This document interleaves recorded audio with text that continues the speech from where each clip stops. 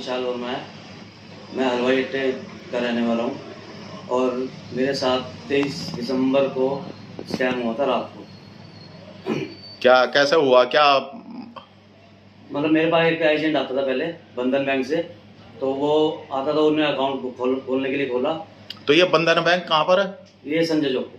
अच्छा। तो उन्होंने अकाउंट खोलने के लिए बोला, तो अकाउंट खोला उन्होंने पहले, करंट अकाउंट। उसके बाद 1 महीने बाद वो बोले कि सेविंग अकाउंट खोल लो, कि आपका कहीं लोन चल रहा है वहाँ से। ये कब की बात है ये? ये 23 दिसंबर से पहले की बात है। अच्छा। 1 महीने पहले तो करंट अकाउंट खोला, उसके बाद सेविंग अकाउंट के लिए बोला। हाँ।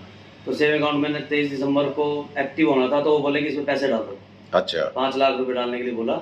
अच्छा। तो मैंने इधर उधर से करके 3 लाख रुपए जमा कराए। पहले 1 लाख कराया। उस दिन रात को ही मेरे साथ 2,98,000 उस दिन रात को निकल गए। 50,000 करके 5 एंट्री है। अच्छा। 29,000 की एक एंट्री है। हाँ। 19,000 की एक एंट्री है। तो ये एजेंट ने जो है ये पैसे डलवाए थे? एजेंट ने बोला था कि भी पैसे डालो इसमें, अच्छा।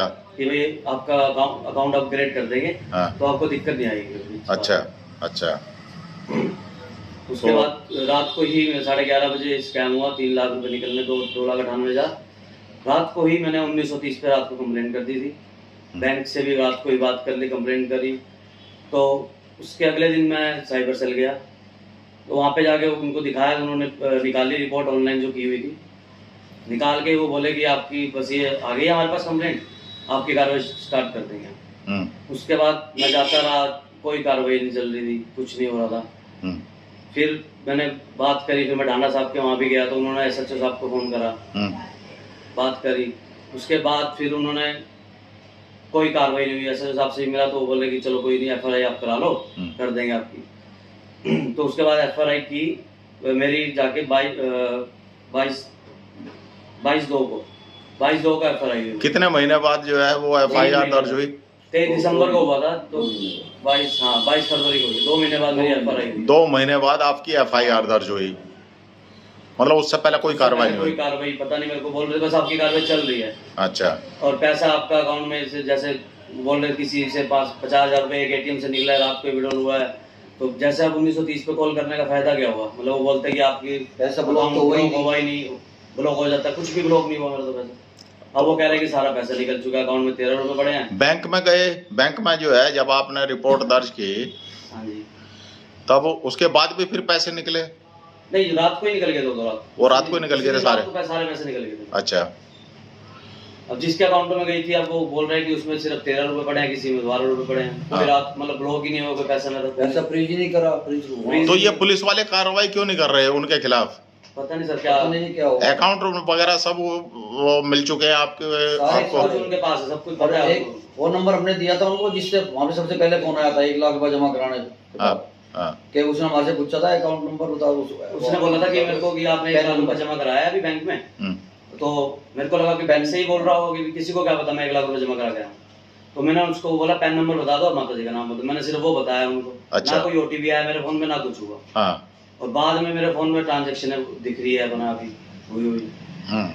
मैंने उनको साइबर सेल में जाके फोन दिखाया, मैंने कहा देखो मेरा फोन में दिक्कत आ रही है, क्या हो रही है, हैक हुआ क्या? कोई कार्रवाई, कोई सुनवाई नहीं, कुछ नहीं हो रहा। फिर मैंने नंबर ही बंद करना पड़ा मेरे को, हार के। बैंक में गए? बैंक में गया था, बैंक मैनेजर से मिला तो उन्होंने आगे मेल कर दी थी। उनका कोई मेल का रिकॉर्ड नहीं आया, कुछ वो कह रहे आया नहीं, तो कुछ नहीं।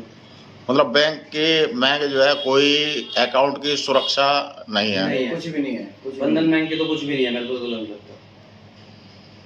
तो अब आगे क्या कार्रवाई करेंगे आप? अभी तक तो कुछ नहीं, देखो कार्रवाई तो पुलिस वालों के ऊपर ही है, क्या करेंगे? रास्ता नहीं मिलता। जब भी जाते जब ये कहते हैं जी कार्रवाई चल रही है, आपकी पैसा आ जाएगा आपका, बस और तो कुछ जवाब नहीं है। अच्छा जी, आपका क्या नाम है जी? सुशील वर्मा। अच्छा, तो आप? विशाल बेटा है मेरा। अच्छा अच्छा अच्छा। हमने तो पैसा भी रिश्तेदार से इकट्ठा करके डाला था, ताकि 2-4 दिन के बाद निकाल के दे दें उनको। हाँ। अब वो पैसा भी हमें दिक्कत। तो उसने क्या, किस लिए खाता खुलवाया था? क्या वो कहता था इसको जो आपका अकाउंट वो चल रहा है ना लोन, तो वहाँ आपका महंगा है, तो हम सस्ते में कर देंगे, आप हमारे यहाँ करवा लेना। हमने चलो कोई बात नहीं, यहाँ कर लेंगे, हम तो किस्त भरनी है। अच्छा। तो आपका किसी उसमें लोन चल रहा था, तो उसके उसमें जो है उसने आपको लालच दिया? हाँ जी, एजेंट ने? कि आप लोन यहाँ ट्रांसफर करा लो तो हम लोन भी कम कर देंगे और आपका अमाउंट भी बढ़ा देंगे। अच्छा, इसलिए उसने पैसे डलवाए थे। इसलिए उन्होंने कहा था कि अकाउंट खोल लो, करंट अकाउंट भी खोल लो, फर्म भी बन जाएगी और आपका सेविंग अकाउंट भी खोल लो। और अच्छा। विशाल शर्मा हमारा जानकार है, काफी टाइम से आ रहा है, ये नहीं कि अभी आया वो। हाँ। वो तो 2 साल से 4 साल से आ रहा है हमारे पास। अच्छा। अब ये हम कह नहीं सकते कि देखो उसका हाथ है, लेकिन क्या तब क्या कर सकते हैं भाई। हमारा तो देखो पैसा गया, हमें तो सारे शक्के गहरे में नजर आते हैं। हाँ, हाँ। कहीं कोई ना कोई तो मिले हुए हैं तो जो रास्ता नहीं दे रहे। मतलब ये विशाल की कहने पे ही आपने जो है पैसे डलवाए हाँ जी, हाँ जी। अकाउंट हाँ में, जी। और जब ही निकल गए। जब ही निकल गए। विशाल और नेहा मैडम दोनों, नेहा मैडम आई थी सेविंग अकाउंट बैंक खोलने से। बैंक से। नेहा मैडम। हाँ, उनके वो साथ ही आई थी। अच्छा, वो भी यहीं की रहने हाँ, वाली इसी है। बैंक यही में। किया सर, बैंकन बैंक में ही है वो। अच्छा। उनका काम तो यही है जी, खाते खोलना। हाँ हाँ हाँ,